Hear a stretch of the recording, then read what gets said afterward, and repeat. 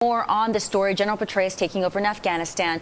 We are joined on the telephone by Jamie Metzl. He's Executive Vice President at the Asia Society. Jamie has also worked for the Senate Foreign Relations Committee and the State Department. Hi, Jamie. Thank you so much for your time today. It's great to have you on the phone. So you had messaged me actually a little earlier today with the statement from Asia Society that you didn't actually anticipate this development. Well, it was a statement from me, not from Asia Society, but I'm pretty surprised. Certainly, this is a major affront, and it was really unbelievable what McChrystal and his aides were attributed as saying. But having spent a decent amount of time in Afghanistan, realizing how precarious the situation is there, how we're working on a very, very short timeline. The president stated 18-month timeline to begin to turn things around. It's a big, big deal to change leaders 6 months in, especially when things are going so badly. I mean, President Obama gets credit for asserting the strong role of the president as commander-in-chief, but we have a lot of problems in Afghanistan, and this is really going to make things more difficult.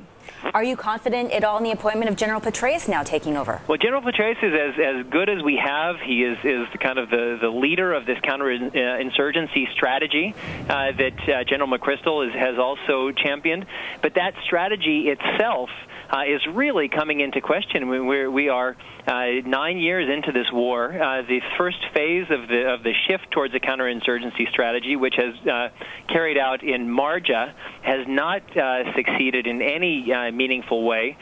Plans for extending this strategy to Kandahar have been delayed repeatedly. Pakistan isn't being very helpful at all. The Karzai regime doesn't have the internal legitimacy or the credibility that's required to build something stable. So it's a really very, very dangerous situation. And as talented as General Petraeus is, it's going to be very, very difficult to come in and establish himself so quickly. So would you say, Jamie, that these developments today are putting the situation already tenuous, already so dangerous and devastating, a step back? You have to think that. I mean, President Obama did what I think he needed to do, or what he believed he needed to do, to establish the primacy of the civilian leadership, and that's a major challenge. But if 1 week ago you had asked me, Lori, will we be better off with a leadership change for the U.S. military and the international military in Afghanistan, the answer would have been no. So he responded to the crisis at hand, but changing generals, even to a general as talented as General Petraeus, at this critical stage of this deteriorating engagement, you can't say that that's an ideal outcome from the perspective of a week ago. From the perspective of yesterday and the last couple of days, it may be. Is there anyone else other than Petraeus who could do this job besides McChrystal? Because now, correct me if I'm wrong, Petraeus was essentially McChrystal's boss. I mean, was there nobody else out there? It seems like these are really the only two names when you talk about the military on international grounds. No, but there's some really amazing generals. There's General David Petraeus, who I spent some time with when I was in Afghanistan last year. Really brilliant, wonderful guys. There's some great generals, and I have enormous respect for the United States military. But I think Petraeus is a great choice. I mean, he will go in, he will inherit the support structures that General McChrystal already had.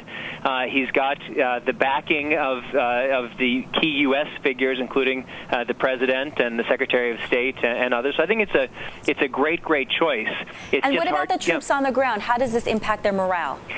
You know, it's hard to say. I mean, people talk about McChrystal as a soldier's soldier, and certainly he has support among the soldiers, but it's also true that the counterinsurgency strategy, which is designed to, in some ways, to minimize civilian casualties in Afghanistan, that's made some soldiers feel that they're putting their lives at risk, that they're not able to fire or they're not able to respond to perceived threats in as an aggressive a way as they had been able to under the previous strategy. So I think that there's a lot of uncertainty. There are questions about America's staying power. There are questions about the legitimacy of the Afghan government. There are questions about Pakistan's role. So it's a very, very complicated and I fear deteriorating situation, and hopefully General Petraeus can help begin to turn things around. And then as far as General McChrystal, what's next for him? What would because he is, you know, he's a very talented guy, as you were just describing to us as well, just made perhaps this error, however you look at it. But what's next for him? You know, it's hard to say. I mean, I don't think that there may be a next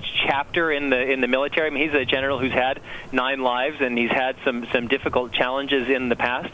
But this may be difficult given his level. So my guess is Jamie, there'll be a book, and who knows what else. Jamie Metzl of the Asia Society, thanks so much.